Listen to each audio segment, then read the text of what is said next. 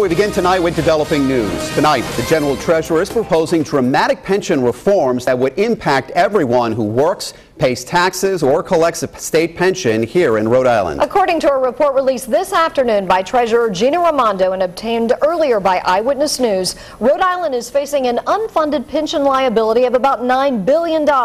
That's the amount the state pays out but can't afford. Now she's proposing a number of radical reforms, including raising the retirement age for state workers, teachers, and some municipal employees, reducing pension benefits, and temporarily suspending cost of living adjustments for current retirees. Eyewitness News reporter Stephen Schuler has been on top of the story all day long. He joins us live now from Providence with the developing details.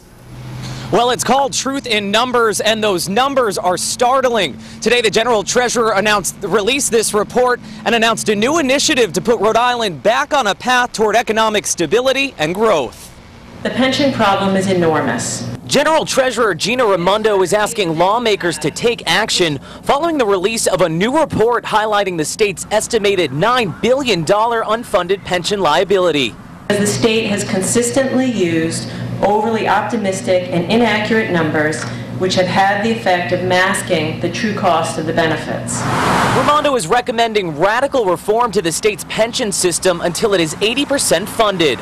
Among her ideas, a higher retirement age, reduced benefits, and a suspension of cost of living adjustments for retirees. This is not easy. This will require sacrifice all around, but we have to do it.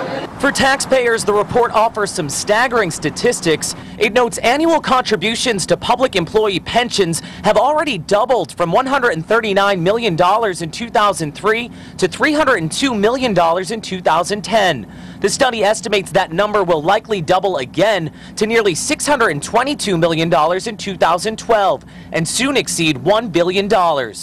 It's hard work, but we have to address the reforms, and I believe we can. We can't wait anymore. This has been decades in the making. We've kicked the can down the road for too long. I think everyone is ready to act. Raimondo tells us she now plans to form a group of experts to create pension reform legislation for lawmakers to consider by July of 2012. Now, coming up new at 6, we'll hear from the president of the state's largest public employee union. Live outside the State House with the Providence Mobile Newsroom, I'm Stephen Schuler, Eyewitness News.